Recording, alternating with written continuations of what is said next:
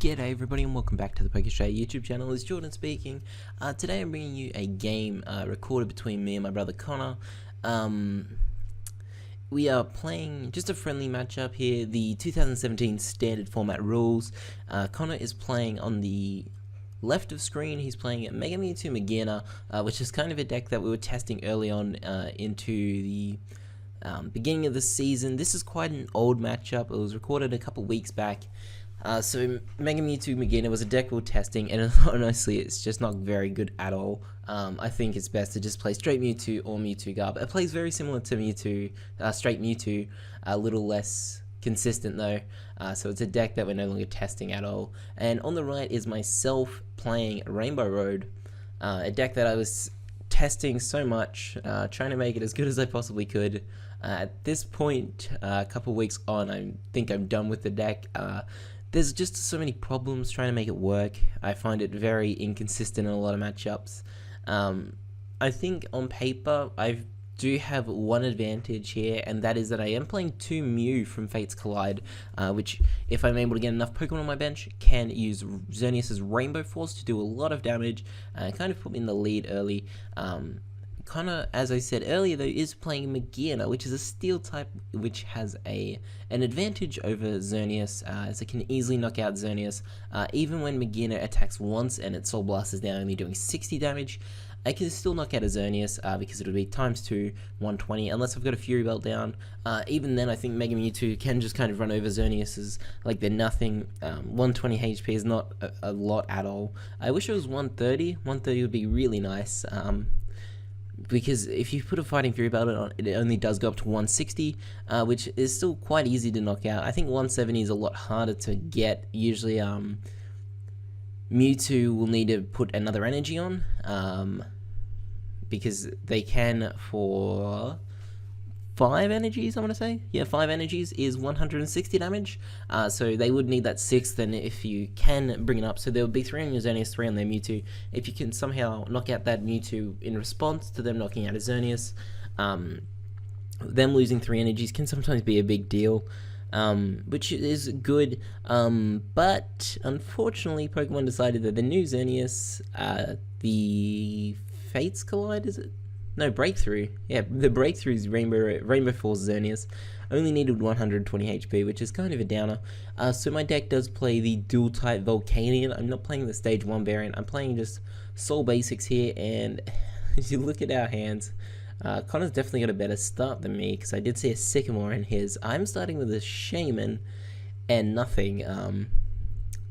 So let's see. Connor starts Magearna. He does have a couple of different supporters in his hand, so he's definitely got some options. He draws an N, so he can possibly, if he wants, play that Magearna, Floatstone possibly, and then N.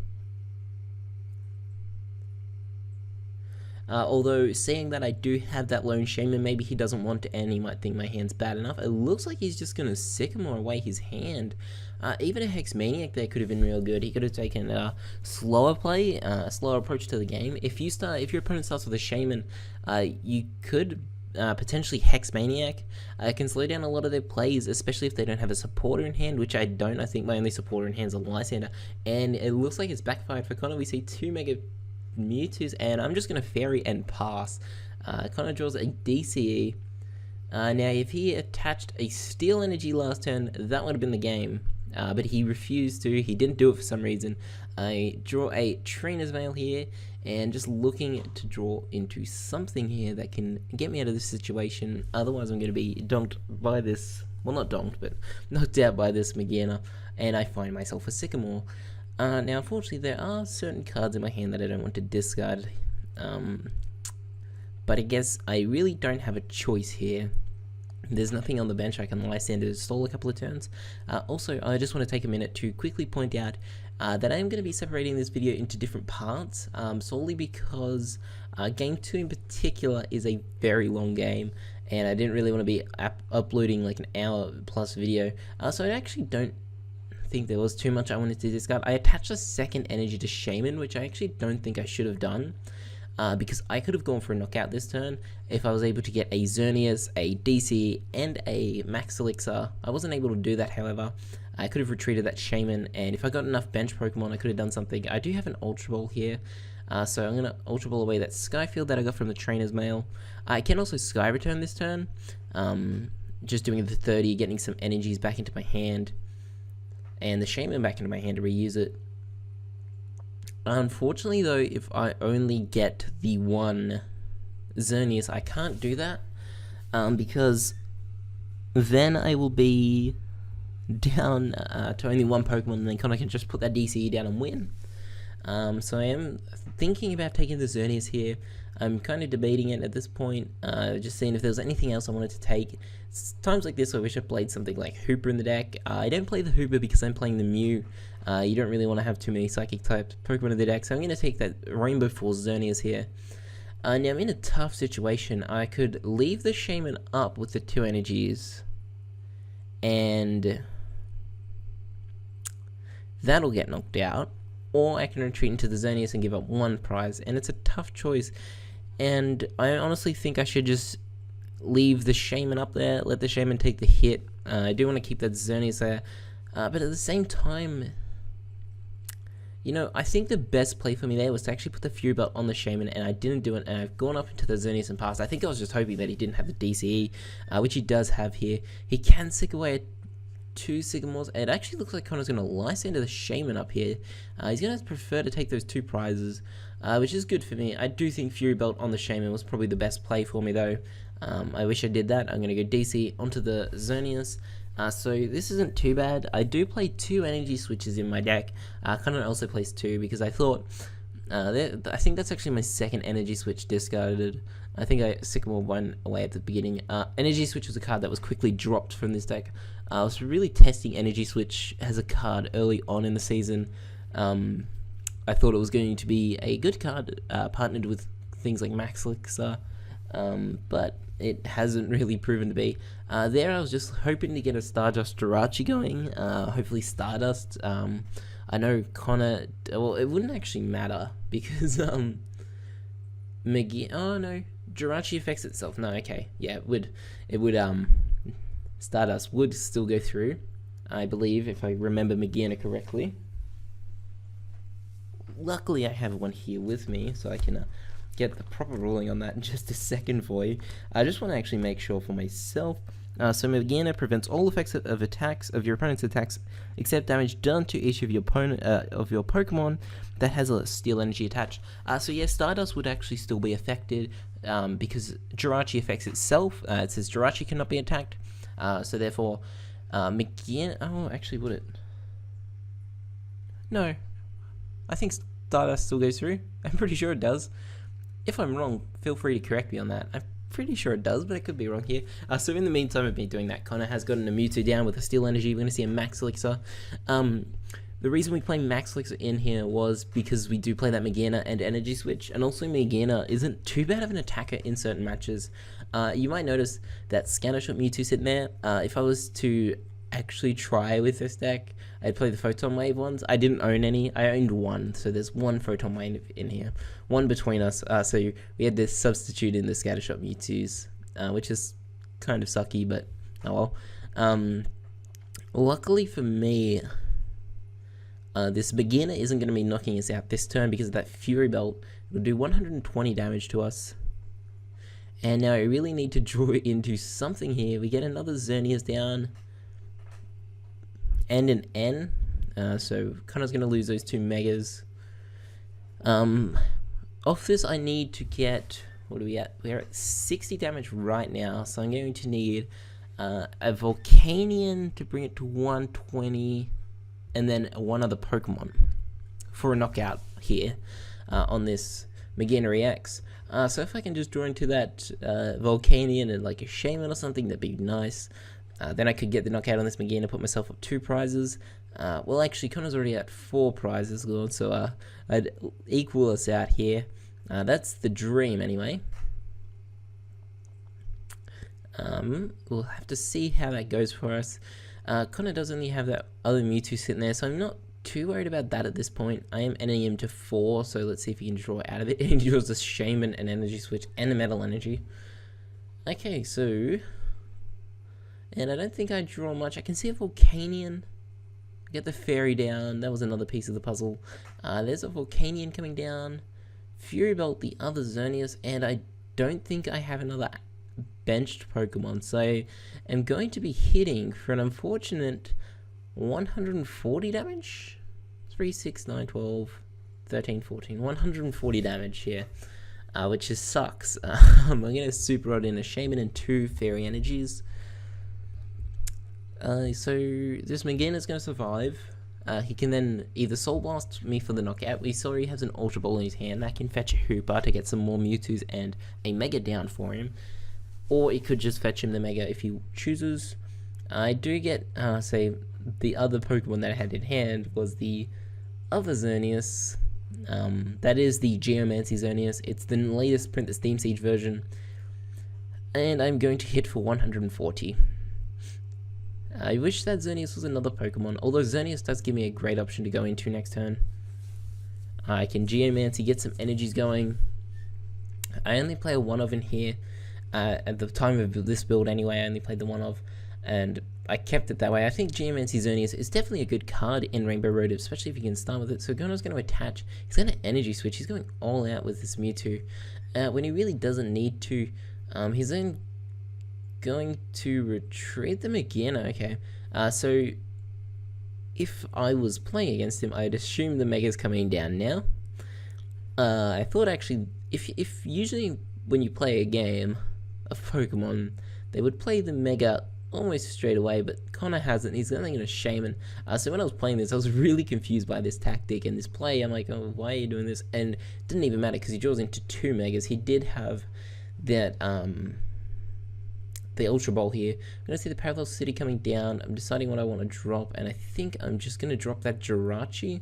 I should actually probably drop the Volcanion unless I've prized another, because if I only play that 1 Jirachi, so I'd prefer to have that on my bench than the 2 Volcanions.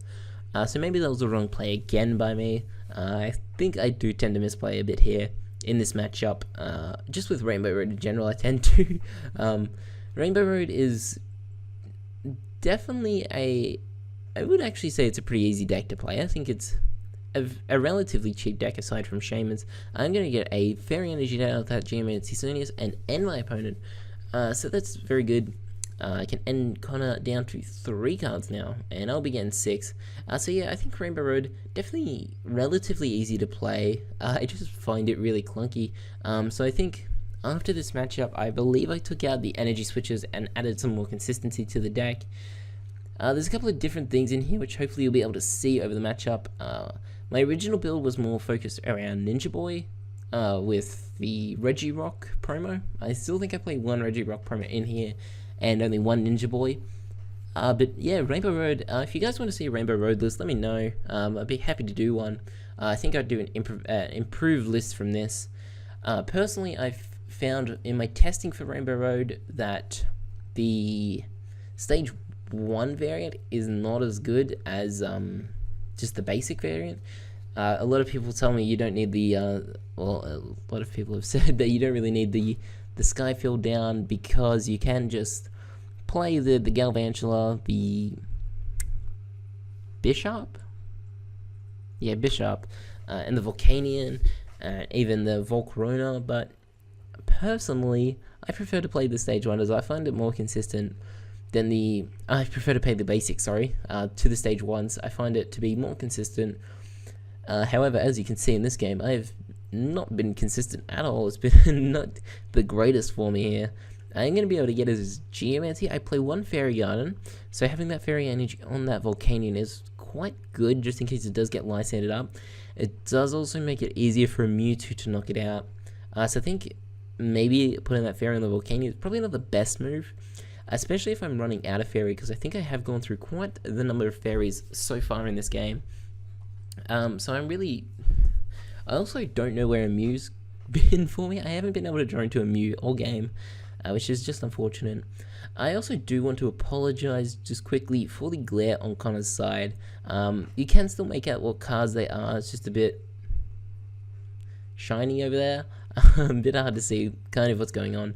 So there's no Mega Mewtwo with 4 Steel Energies. There also is a Spirit Link under it. I don't know why I put the Spirit Link right under the card.